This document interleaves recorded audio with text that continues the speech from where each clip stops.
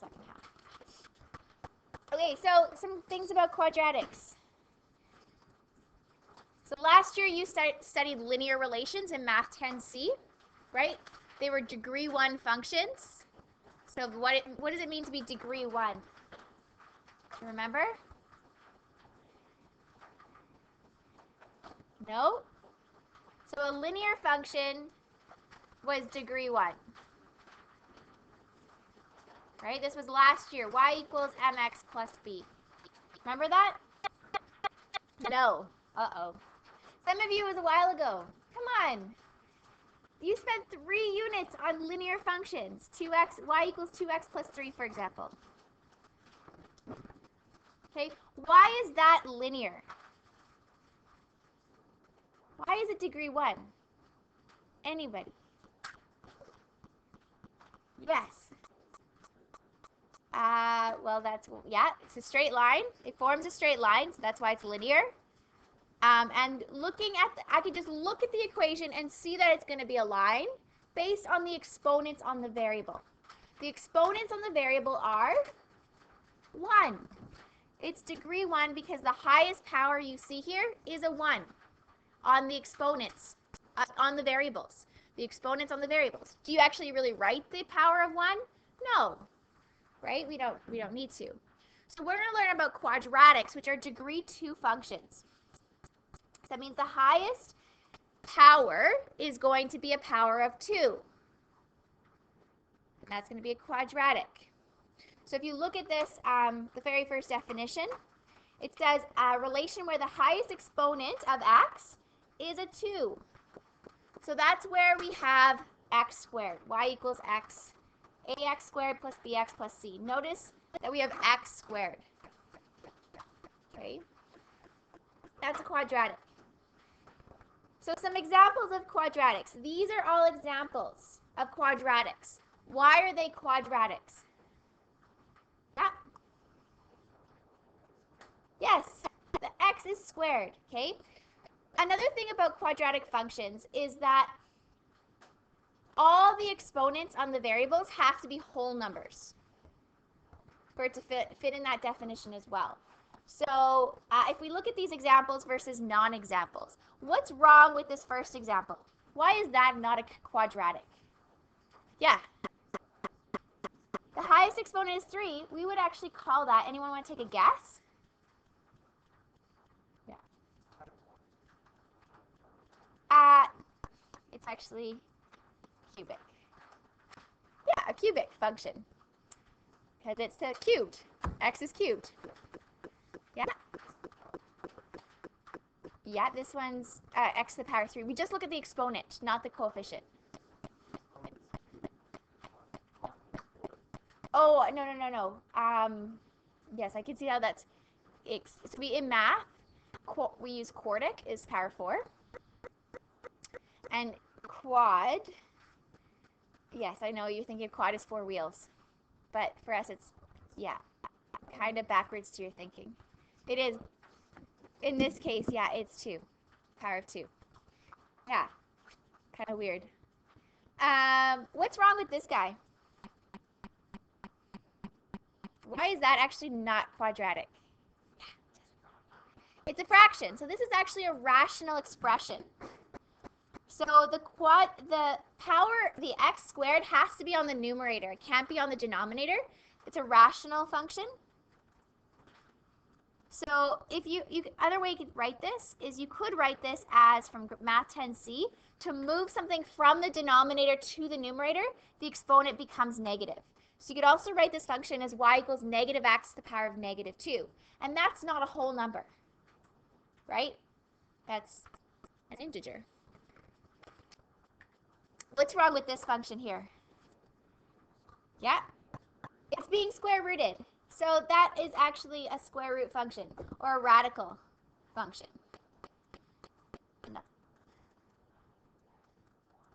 Okay, and then what's wrong with that guy? We already talked about him, actually. Yeah? It's not being squared. We would call this degree 1, which is a linear function. Okay? So although those functions have x squareds in them, they're not actually quadratic functions. Quadratic functions need to be in this form of y equals ax squared plus bx plus c, generally speaking, when it's expanded. We can write it other ways, but when expanded form, it should be in that. Should be that form. Okay? So really quickly, just some quick definitions to review from Math 10C. This got shifted. There you go. It says write the term for each of the following definitions. So what is a set of ordered pairs where the y variable depends on or is related to the x variable? So it is a coordinate, but I should have written this a little better. A set of ordered pairs where. This second part is really important. Where, let's take away those brackets. Where the y variable depends on or is related to the x variable. You can think of it as ordered pair. Another way, if y is related to x, we call that a relation as well. Okay? But yes, an ordered pair can come out of that. The set of all x values of a relation is where it's defined. What is that called? So the set of all x values for which a relation is defined. Domain. Bet you couldn't guess the next one. The set of all y values for which a relation is defined. Range.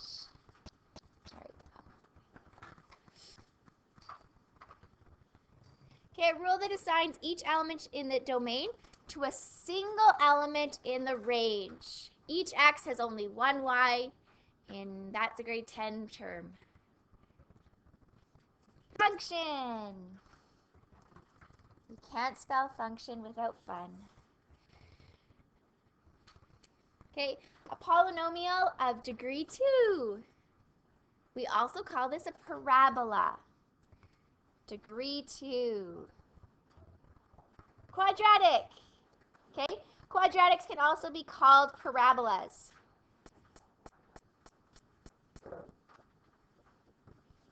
For fun, sometimes I like to call it a parabola, but that's not right. But parabola. And then uses f of x to represent the y variable, so function values are y values. And so this one might be a little tough. What is this called in grade 10 versus y? When we changed y to f of x, what were we writing it in? 2 words. First word, functional. Second word, nothing? I think I hear it. It's the N. What is this called? Nothing, hey? Well, good thing we're reviewing. Functional notation.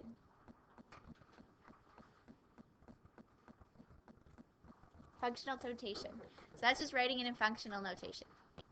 And we usually equations, especially once you get to math 30, are always written in functional notation. Instead of y equals, it's f of x equals.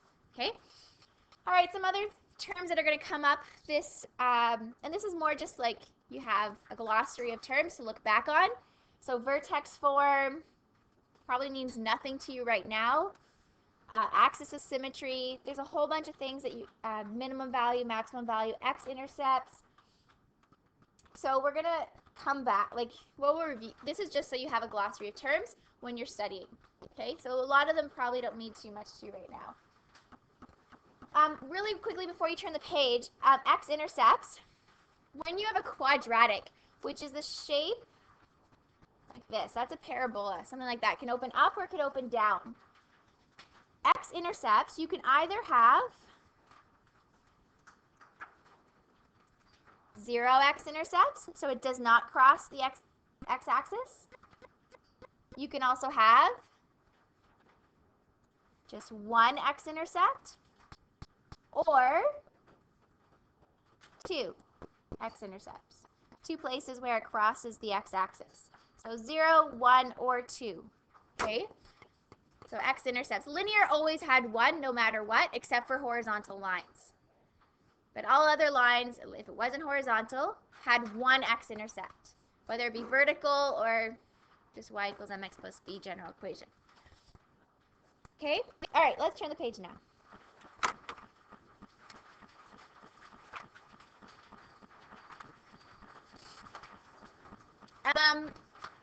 So again, this is kind of for your reference. A quadratic function has a defining equation that can be written in this form. So there's three forms. The most common we're going to deal with in Math 20-1 is standard form and vertex form. 20-2 does a lot in factored form, but 20-1 does not. Okay, so factored form we'll kind of touch on maybe a little bit, but very minimally. We'll be focusing on standard and vertex. Okay, so the same equation, just written a different way. How do we use our calculator? Okay, so this is where we need to grab our calculators. Grab your graphing calculator.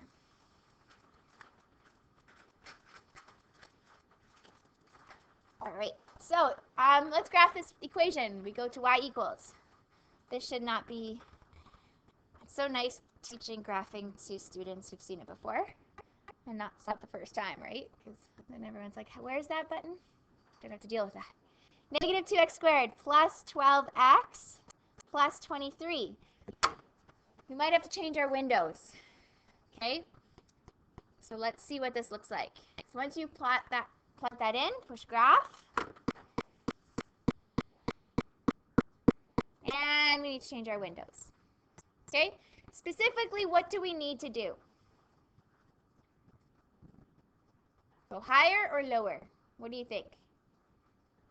Okay, if the graph is going to either look like, it's either going to be like this, opens up, or opens down. Which one do you think it's doing? Up or down?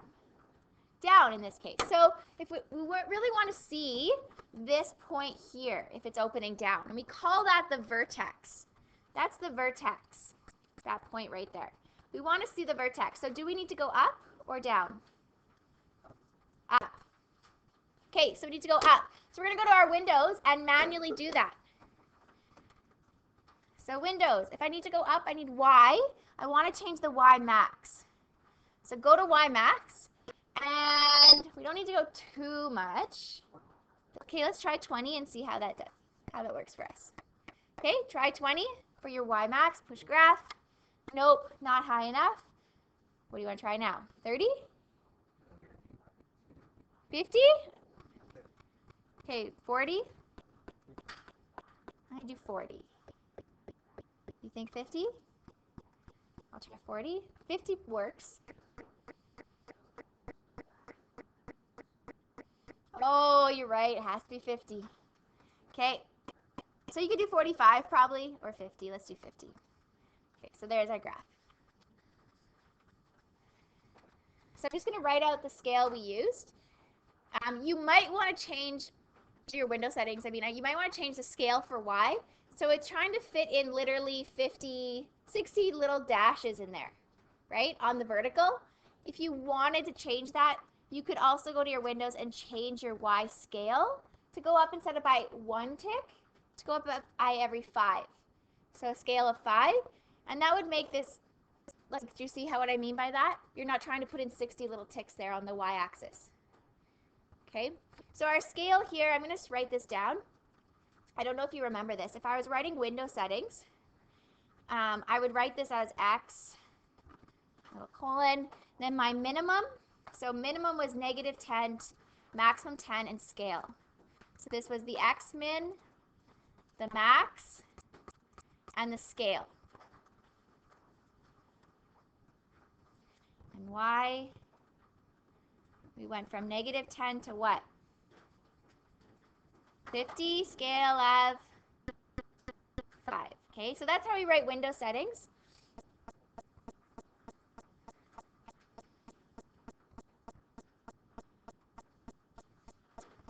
The first thing was asking me how do I put this in my calculator. So that's where you push the y equals button, right, and type it in. And then push graph.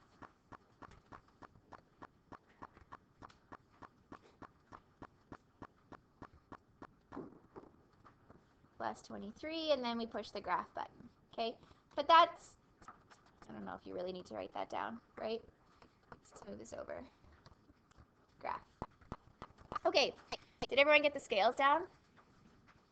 Got that? Okay, just gonna cover it up. What do you see?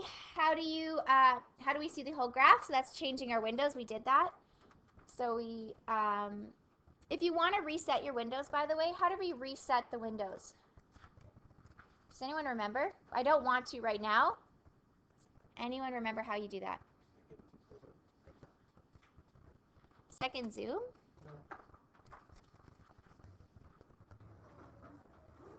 Oh. Second zoom. That you push second zoom? No. Oh, zoom. Okay, yeah. Zoom standard. Zoom 6. Yeah. I'm like, is there something I don't know? Got excited. No. Well, there is lots I don't know, but I meant about format button. Okay, so to reset later on, we're going to push zoom 6, but we don't want to do that right now. We want the windows. Okay, what is the value of y at x equals 0? How do we do that? How do we find a y value when we know the x value? Does anyone remember? There's an easy way. If you have an Inspire, you're on your own. Okay? You know that. You're used to that. Okay, good. But there's a couple, David, also Jaden. You guys could both have one. Okay? Any ideas? There's a couple ways. Easiest button to push is trace. It traces the graph.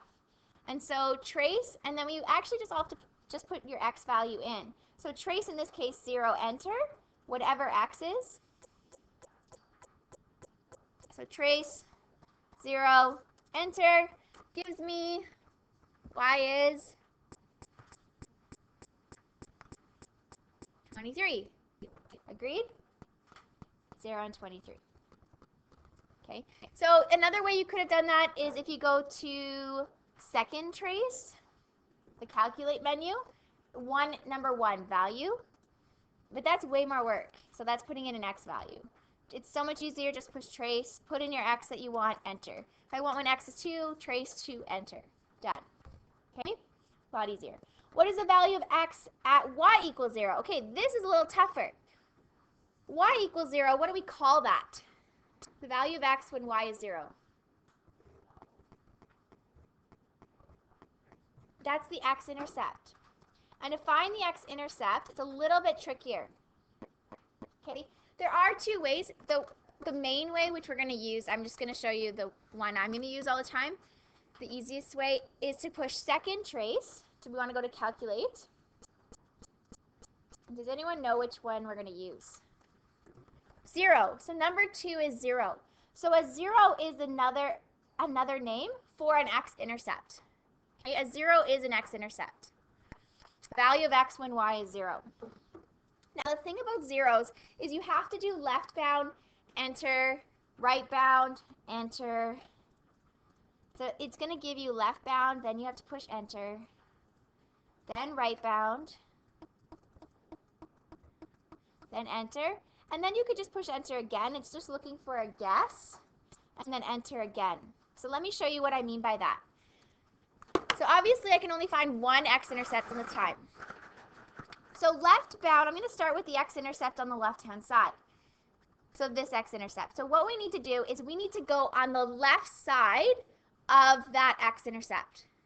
The left side of the graph, is that going to be below or above?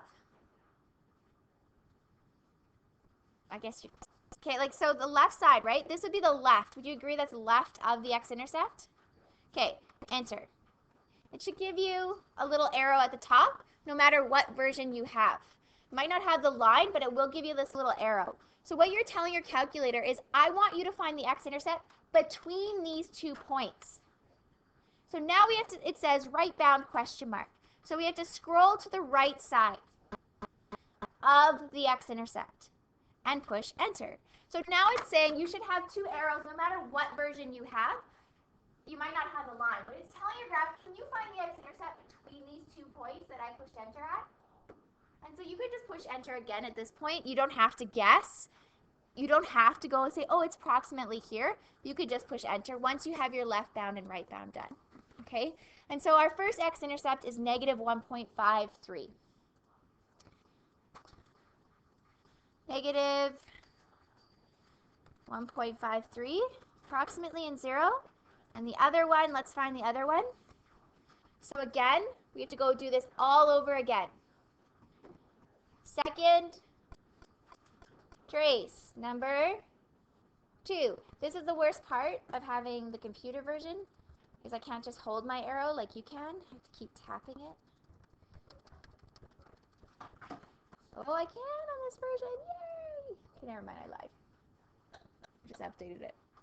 Okay, so left side of the x-intercept would be up here now, right? You have to know your lefts and rights. Enter. Okay, right side over here, enter. So we're saying find the x-intercept between these two values, and then push enter again, and 7.53 you should get. I think the inspires are actually easier. No? No. In some things, other things not. Yes. Okay. All right, next question. Did everyone get that down? Because I'm keeping my calculator up. Okay, what is the highest point in the graph? Well, the highest point in this case, will it be a maximum or a minimum? Yeah, the highest point is a maximum. In this graph, because this graph is opening down, it has a maximum. And we call this maximum the vertex. Okay? So it's the vertex. So how are we going to do this? Okay, guess where we're going to go. Second trace. Second trace. And then number 4 is maximum. So just like zeros, it says it's going to give us left bound, right bound. Okay? So once you push that, you'll say left bound. So it's saying, I want you to go to the left of the vertex, the left of the highest point. So we go to the left side of it and push enter. We're going to go to the right side of it, push enter, and then it says make a guess. Again, you could just push enter or you can make a guess.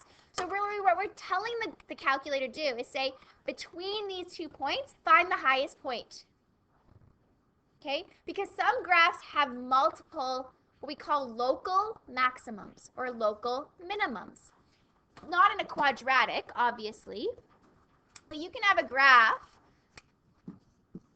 that has lots of different local maximums, so in their general area.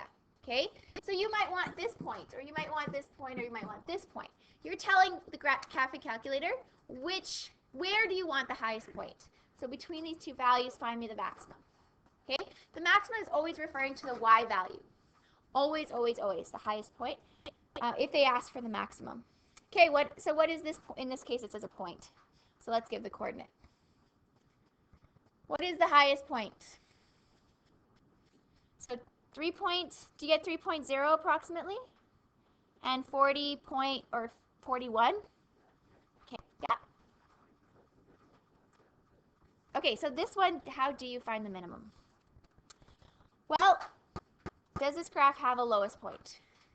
No. So this would be the max. This graph has no minimum. So quadratics will either have a max or a min, never both. Okay? So in this case, there is no minimum. It's going to keep going down and down and down to negative infinity.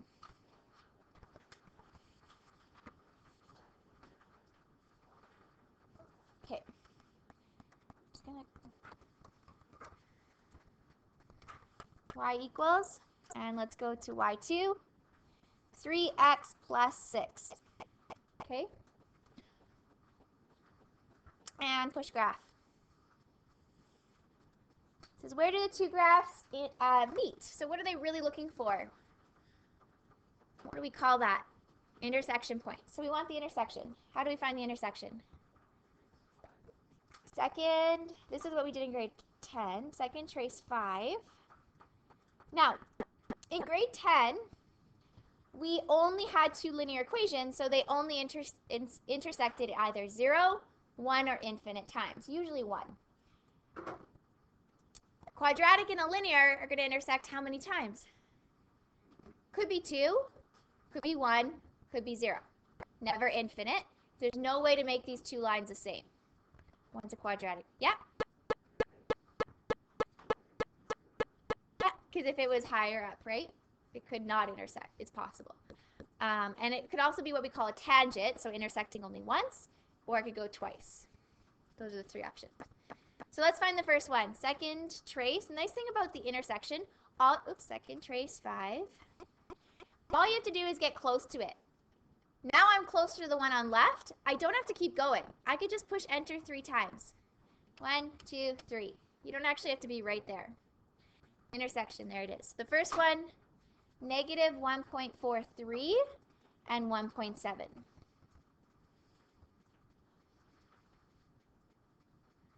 I do the same thing for the second trace, 5.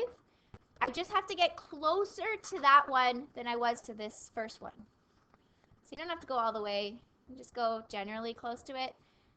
Even there is fine. I'm closer to that intersection than I am to the other one, so the calculator will find that one. Enter, enter, enter. And there it is, 5 point, to get 9.3. Oops. Comma 23.8 approximately.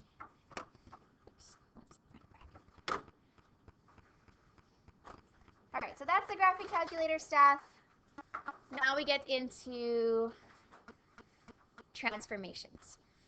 Transformations is a huge part of Math 30-1. The first unit of Math 30-1, and then it shows up in every single unit that follows. So we're just going to briefly touch on the idea of transformations today. And it's really important. You will be tested on this, okay? It will show up in your unit exam. Telling you that now. So it's important, okay? So we're going to do a little bit of an investigation. So what we're going to first do is I want you to graph, let's do two lines at a time. So first graph y equals x squared on your graphing calculator. So clear what's in there. Clear your graphs. So do x squared, and then we'll also do x squared plus 2. Now, if you do not have a color version, which most of you don't, you might want to scroll over here to the left-hand side to where that's flashing and push enter. And what you can do is you can change, okay, this is different. You can keep pushing enter and it'll change the type of line, right? And so you can make it maybe a dotted line, one of them a dotted line, one of them a solid, or one of them bold, and one of them not bold, right? So that you can tell a difference between your two lines, okay? So, yeah, push graph.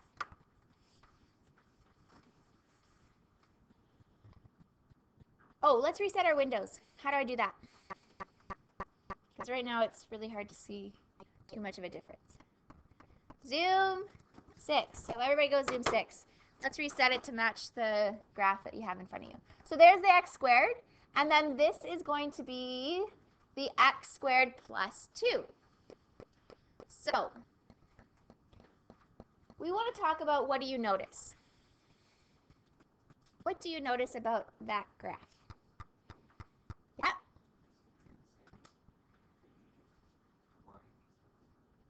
Yeah. So they're the same except for the y-intercept moved up how many units?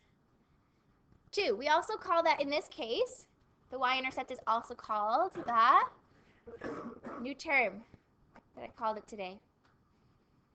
The minimum point, which is also known as the vertex. Okay, the vertex. The vertex, max or min point on a graph is your vertex. So the vertex or the y-intercept, same thing. Both moved up. This whole graph moved up 2 units. That's what happened. So when we look at this equation up here, this is the equation there's in vertex form that we're going to learn about. We're actually changing the q value here. Okay, it's not affecting, it's not inside with the x, it's on the outside, it's the q. So we're manipulating, this is just x squared plus q. Okay, these 3 graphs. So I'm going to actually draw this graph. Now, it's going to get easier.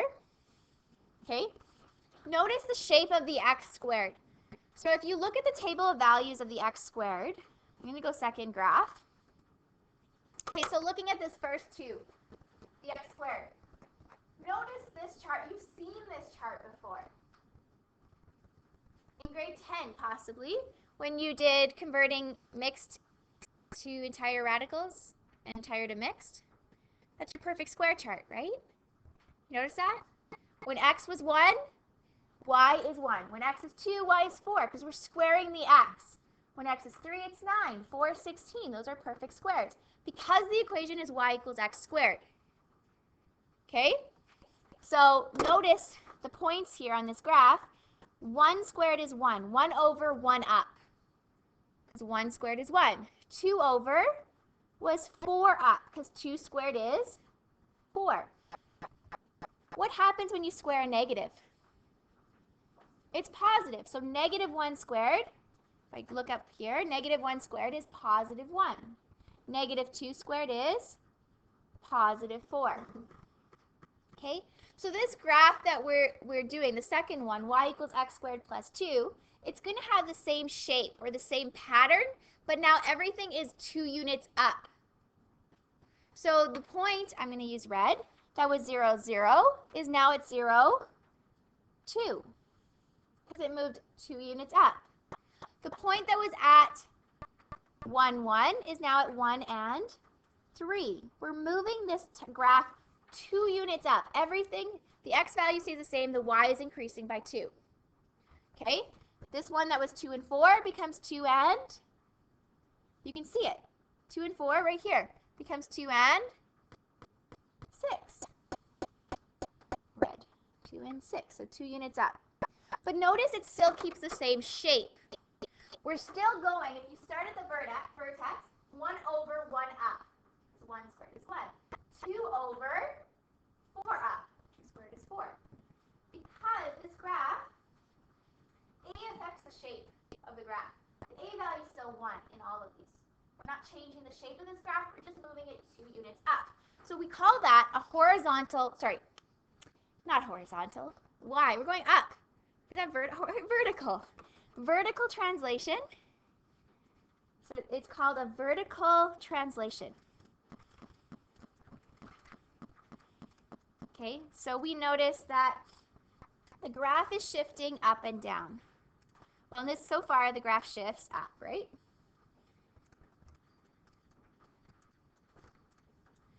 Let's look at the other one. So let's go back to y equals in a second. And let's now graph the second one. So I'm going to leave x squared there, but I'm going to delete the plus 2 and change that to minus 3. X squared minus 3, okay? Oh, I forgot to finish drawing this graph in. There you go. Really helps if you have different color pens today. Okay, so graph that. What do you notice? What do you think will happen? Minus 3. Down how many units? Down 3 units. Okay, so it shifts the graph up and down. So let's quickly draw this. So where the x squared, the black one is, y equals x squared, we're going to take all those points and just move them 3 units down. So I'll use blue, 3 units down. The vertex would be 0, negative 3. Should I make this larger? Zoom. Nope, that's not larger. Is that a little bit better? Let's find out. Don't move. Okay, good, graphing. So 3 units down. So all these are going to be 3 units down. 1, 2, 3. But notice the shape and the pattern is going to be the same. So what I mean by that is from the vertex, we're still doing the x squared pattern. 1 over, 1 up, because 1 squared is 1. 2 over, 4 up, because 2 squared is 4. 2 over from the vertex, 4 up. So do you notice how here, these points are still 3 below. It's having the same shape, but just we're shifting the whole graph down 3 units. The shape is the same. So shifts graph up and down, has the same shape / pattern. Okay. So the Q value is what is the vertical translation. It moves the graph up and down. If I want the third point and I follow this pattern, 3 over, how many up will I go? It's following the x squared pattern. 9 up. So 3 over from the vertex, and then from there I'd go 9 up. 1, 2, 3, 4, 5, 6, 7, 8, 9. Here and here. Okay, from the vertex. 9 up from the vertex. 3 over, 9 up. Follow that same pattern, okay? It's a lot right now, it'll get easier, okay? I have to explain this all a lot usually. And this idea of transformations is actually, it's going to carry into Math 30. All right, let's look at the next one. Y equals x squared. Okay, now we're going to do, let's just do these two. So x squared is already done. Now this guy we're going to go in brackets, x minus 2 squared. Oops, let's clear what's there. Bracket x minus 2 squared. So this time, which letter of the above equation are we changing? A, P, or Q?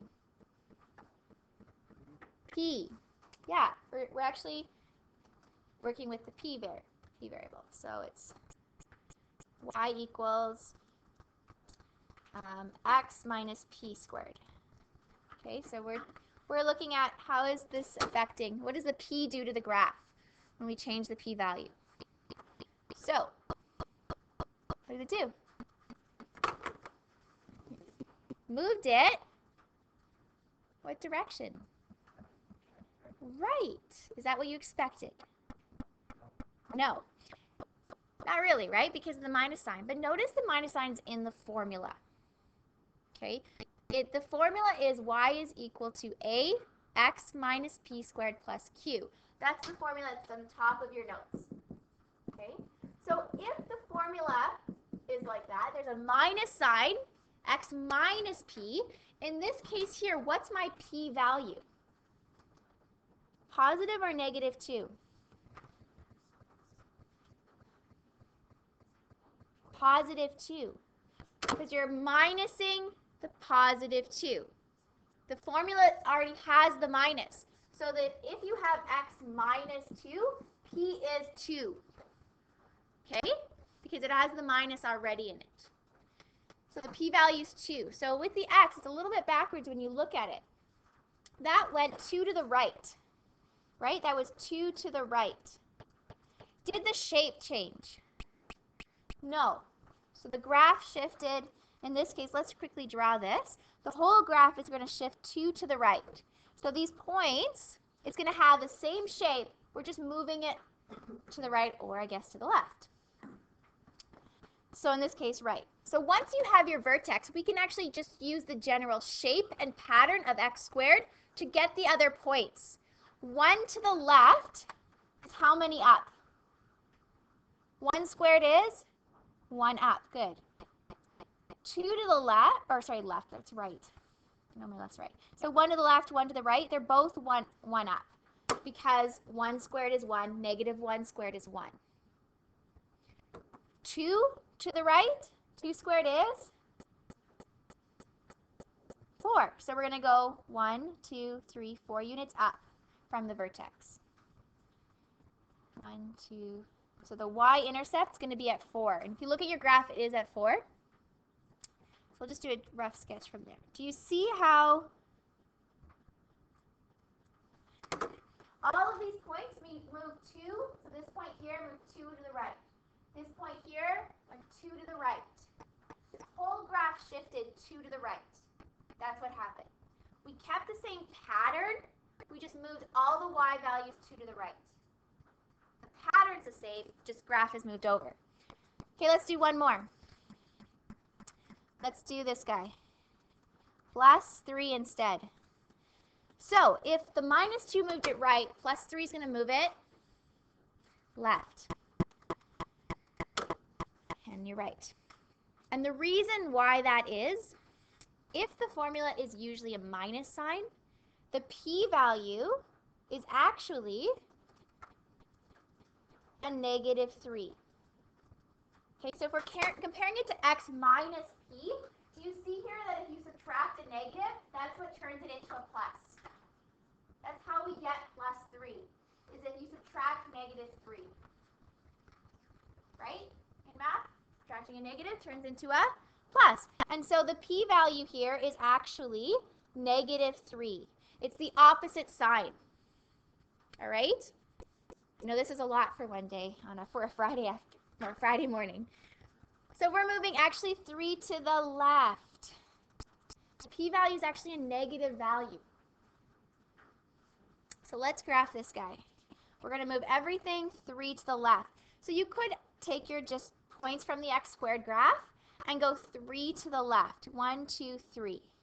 So the 0, 0 became negative 3, 0. Okay. You could take this point that was negative 1 and 1 and just move it 1, 2, 3 to the left. 1, 2, 3. Oops, that's not blue. Let's make it blue. Okay. This point right here on the x squared graph, I'm pointing to right here. Count 3 units. 1, 2, 3. Okay. Do you see how it still has the same shape? So from the vertex, 1 over, 1 to the left, 1 to the right is 1 up. 2 to the left and 2 to the right is going to be how many units up? What's 2 squared? 4. Okay? It's always having that pattern if we're not changing the a value. 1 over, 1 up. 2 over, 4 up. 3 to the left and right, 9 up. Because that's the pattern of x squared. 2, 1, 2, 3, 4. To the left, 1, 2, 3, 4. I can go 3 to the left. So count 1, 2, 3. 3 squared is 1, 2, 3, 4, 5, 6, 7, 8, 9. So right here. Okay. If you can get down that concept of understanding the pattern of x squared, it's going to make graphing this so much easier. Okay? I know you have a table of values. I know you could just get your table of values and use your graphing calculators to just go to the table and make the points. Right? You could, if this is a test. You could just go, okay, I'm just going to take my graphing calculator, go second graph. Okay, I want the red, I could even just delete the x squared if it's getting in my way or turn it off. Okay, I just want those, there's my table of values, plot those points. I know you can do that, but do you understand it? That's what we're trying to get at this today. Okay, that's why I'm talking about the pattern and the shape. Because if you understand it, it's going to take you a lot further than just being able to use a graphing calculator. Okay, so a couple conclusions really quickly. It shifts the graph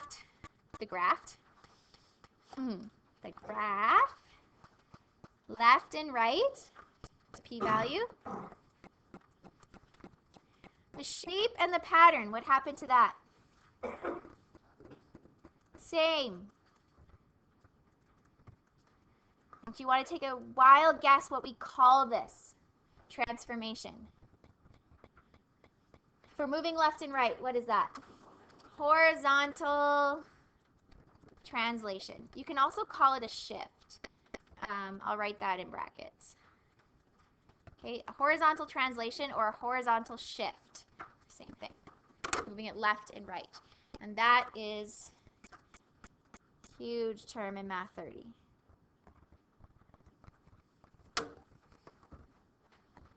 Okay, let's finally get into both at the same time. We'll do these ones really quickly. So this guy here, do you want to make a prediction what will happen to this first graph compared to y equals x squared? What variables are we changing? Yeah? Do you want to make a prediction? Okay, what are you predicting?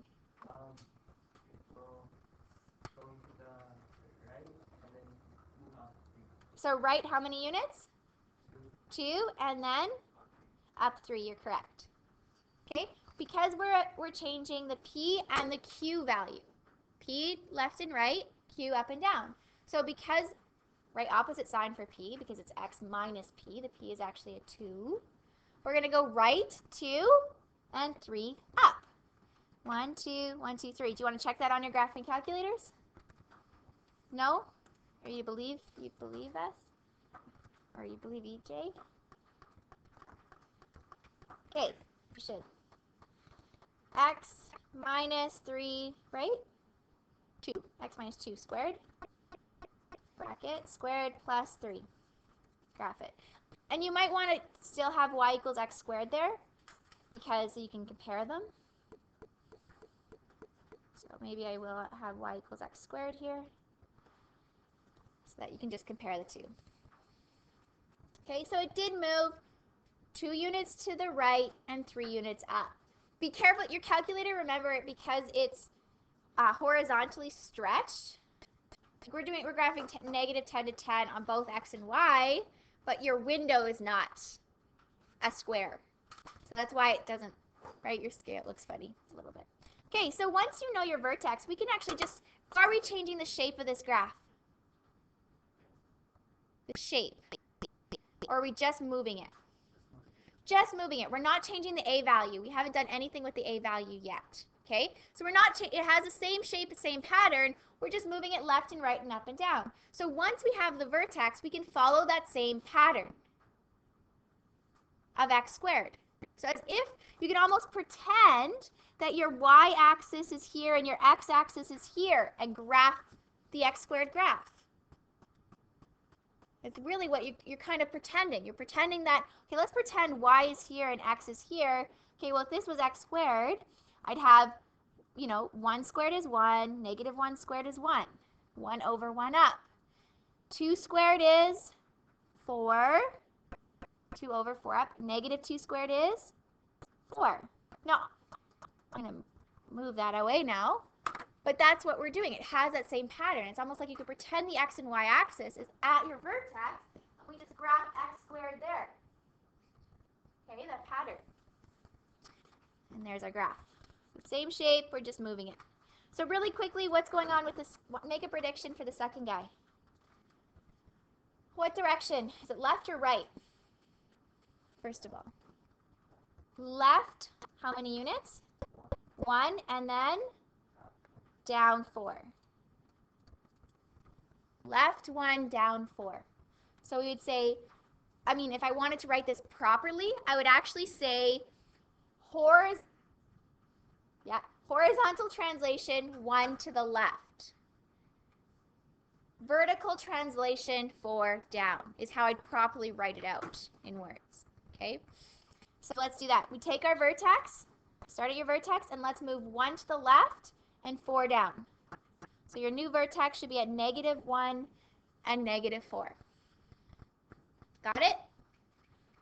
We'll start moving a little faster soon. So it's almost like you could take your x and y axis and pretend is at this new vertex.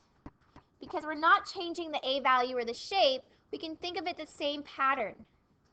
I should have made that yellow or something, because being black is not very helpful. Let me just try using yellow. Okay, so if we pretend this is your x and y axis right here, where your vertex is, okay, 1 squared is 1. Negative 1 squared, 1. So 1 over 1 up. 1 to the left, 1 up. 2 to the right is 4 up. 2 to the left, 4 up. You need to know your perfect squares. We're squaring it. That's what we're doing. 3 to the right. How many up? 9. 1, 2, 3, 4, 5, 6, 7, 8, 9. Okay, so something like that. So I'm going to take away that line here, and we can just draw the graph. I'm going to erase this green here. Okay. All right, let's talk about A. So what do you think A does? Since we've kind of already mentioned it.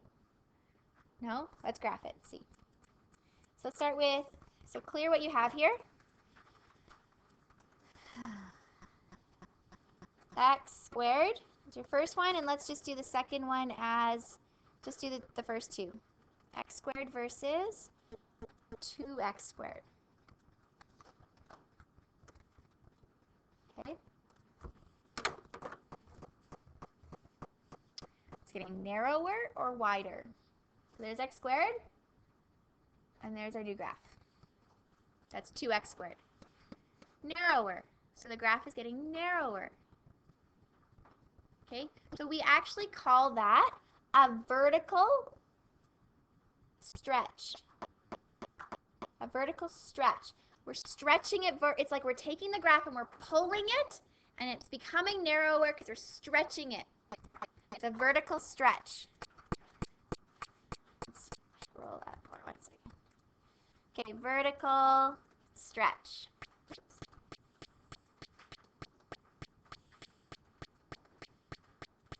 So it's making the graph more narrow, or possibly it also could make it more wider, depending on the function we have. So in this case, makes the graph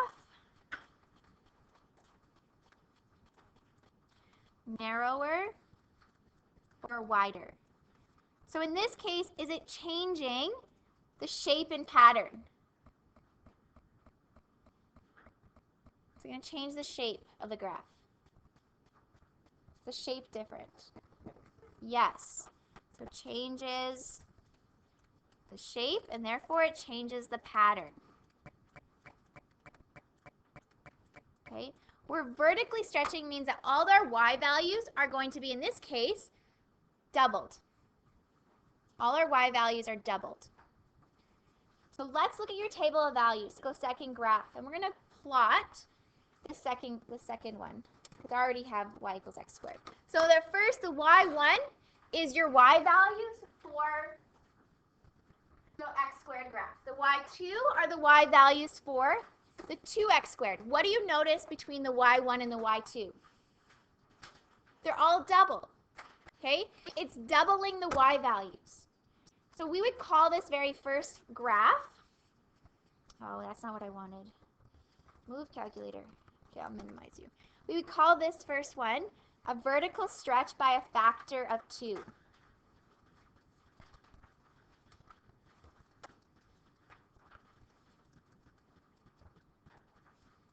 So if we use our graphing calculators,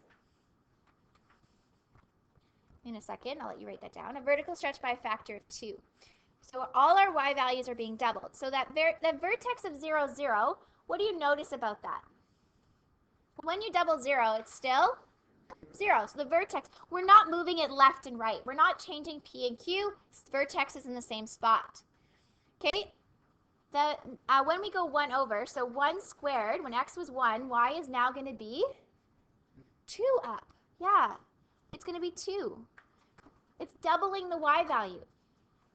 When it used to be, 2 squared used to be 4, it's now 8. Uh-oh. I wonder if this works. Okay, it's now 8. So 2 over instead of 4 up, it's now 8 up. It's doubling it. It's doubling the y values. So we're doubling that pattern. Okay. What do you think we're going to do for the next guy? What do you think will happen?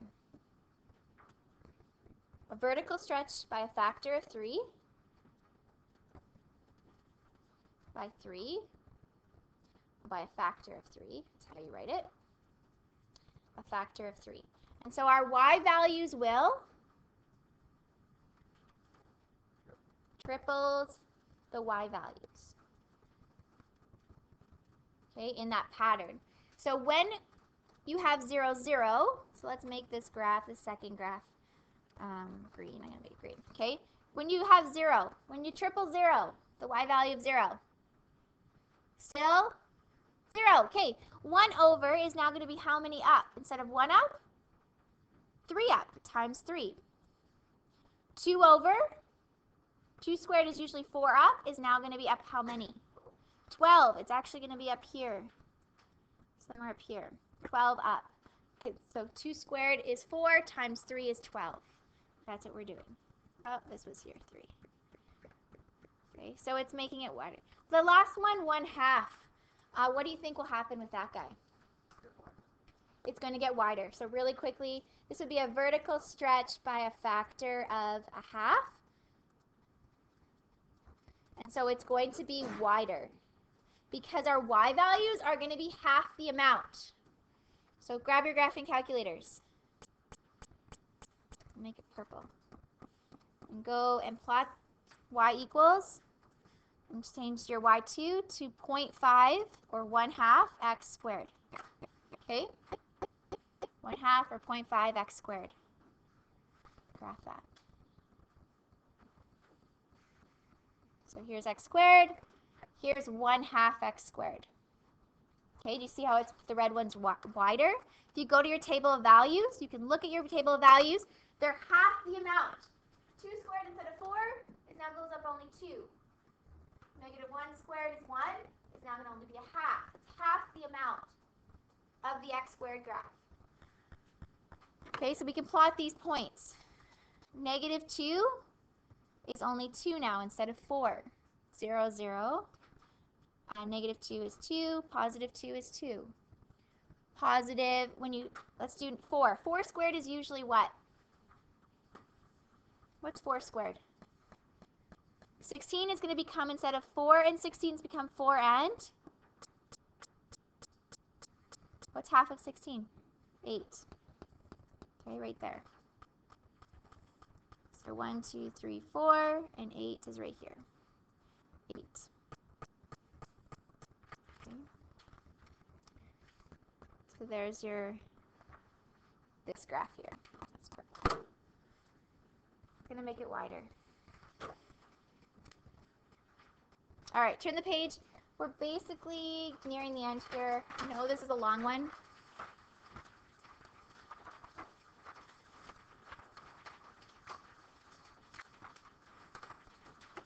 Okay, we're not going to draw this. We're going to quickly fill in the table of values here. Can you write in -3, -2, 1, 0, 1, 2, 3 for each one of these for x?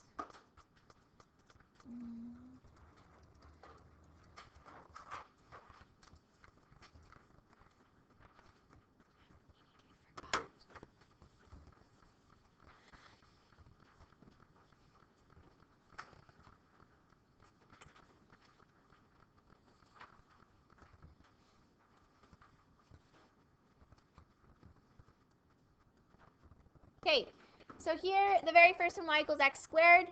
There is no vertical stretch. When you square -3, what is it? 9. So this would be 9, -2 squared,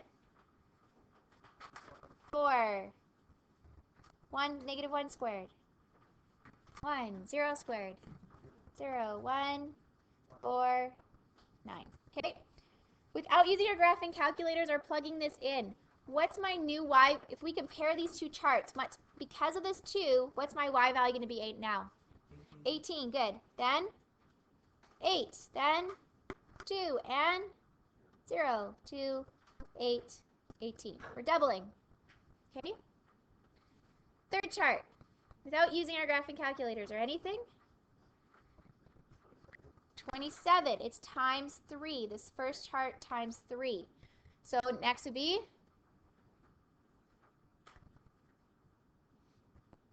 4 times 3, 12. 1 times 3, 3. 0 times 3, 0. 3, 12, 27. Okay, so it takes that pattern of x squared and then the a value multiplied by the a value. We're not going to graph it. Let's move on. One more thing we need to talk about is what if a is negative. Okay, so take your first graph y equals x squared, and your second graph, y equals -x squared. If a is negative, so x squared versus -x squared. Make sure you're using the negative symbol and not the minus symbol. So negative is beside enter. What is going on here? -x squared. Okay, what does it do? It flips it. It changes the direction of opening. That's what we call that. The direction of, instead of opening up, it's now opening down. So if a is greater than 0, then we have opens up. If a is less than 0, it's negative, it's going to open down. It changes the direction of opening. Now we do have a special name for this. So really quickly, we draw this. Same pattern. Instead of going 1 over 1 up, I'm 1 over 1 down. Instead of going 2 over 4 up, I'm now 2 over 4 down. Okay, same shape, but just the direction of opening is down. Okay? We call this a reflection. A reflection in what line? What line is it reflected over? Yes, reflection in the x-axis. Okay? When you have a negative. A reflection in the x-axis. So same shape, just opposite direction.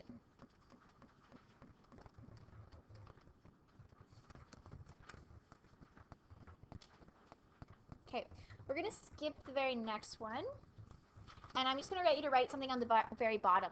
Okay, so really quickly, if I had the equation negative 2x minus 3 squared plus 4. What I want you to do is write all the transformations. Now, it's really important that you go in order of what you see. So you have to talk about the a value first, then basically you have to take care of the stretching first before you move it left and right. Okay? So go in order. So what are the different transformations that are happening here? Okay, let's list them. So first of all, the negative sign, what does that do? Instead of opening up, it's opening down. What do we call that? Reflection in the x-axis, because that's the negative. Reflection in the x-axis. Okay, the next thing that's happening to the graph. So I'm comparing I'm always comparing it to y equals x squared.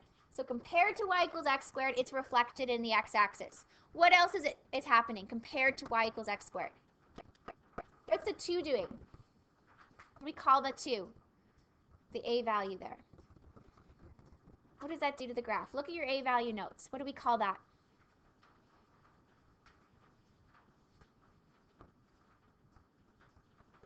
Vertical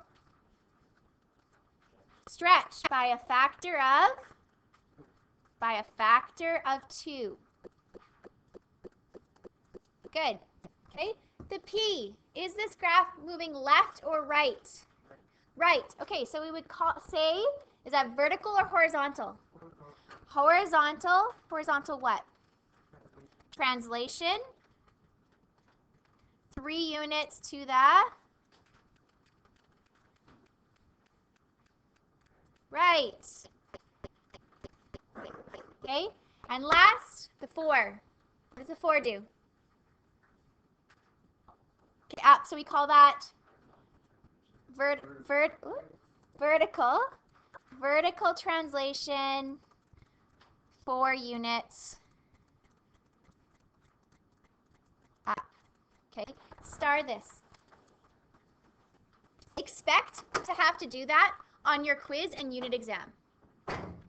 Okay, either take this description, make the equation, or given the equation, write this description about the transformations. Really important. Okay, we'll review it more, but that's important. Okay, next page. Oh, that's the wrong one. This should be quick now because we've spent so much time in depth. This should be quick. So, the vertex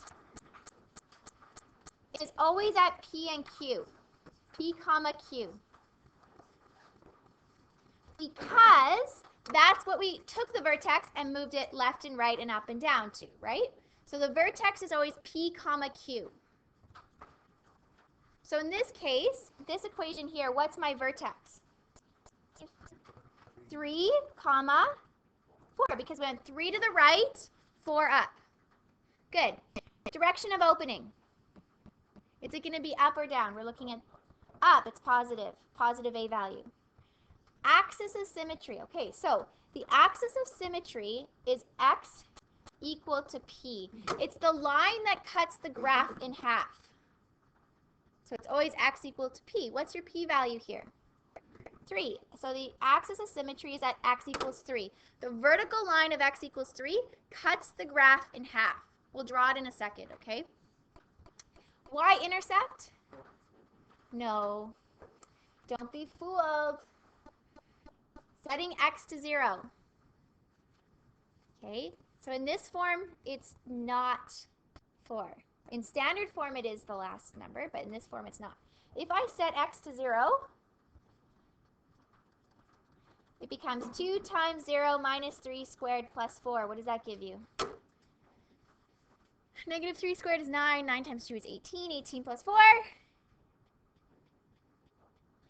22. Okay, so it's at x is 0, y is 22. We set x to 0, sub it in, find y. Okay, next guy, what's your vertex going to be at? P comma Q.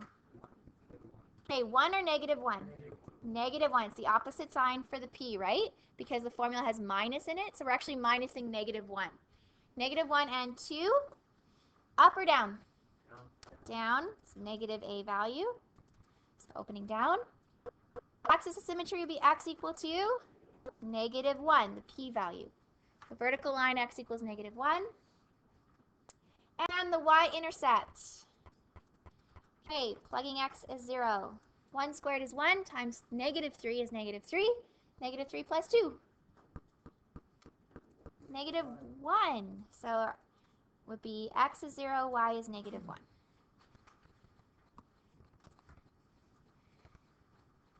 Okay, do you want to try the next two? Okay, do the next two. Okay, so grab your textbooks, page 157, number 8.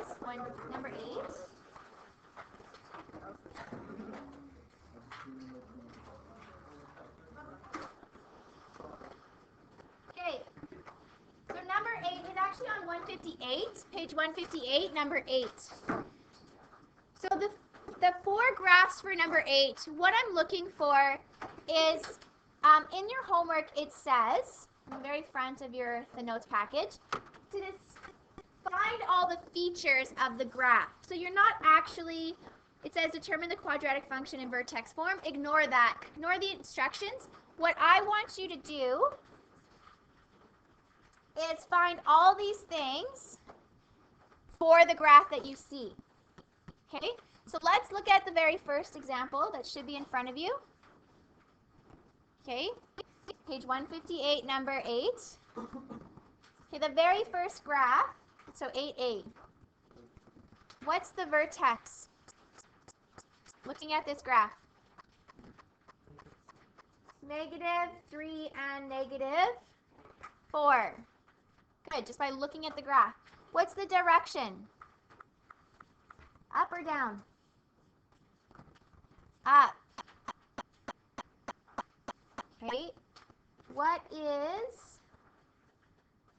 so this graph looks something like this, right? It had 1, 2, so negative 3, negative 4. Here's our vertex. Okay, it also wants to know our axis of symmetry. Negative 3. So the axis of symmetry is this vertical line. You would write it as an equation. Okay, x equals negative 3. It's going to cut the graph in half. So the axis of symmetry, you would write that as x equals negative 3. Okay. It asks you what the next thing I want you to find is the max or min value. So does this have a minimum or max? Minimum, and you would just say min at just the y value. What's the y value? Negative 4. So you would say min at negative 4. When it's asking for max or min, it just wants the y value. Okay? X-intercept. What's the x-intercepts? Where it crosses the x-axis, so it crosses at negative 1 and negative 5.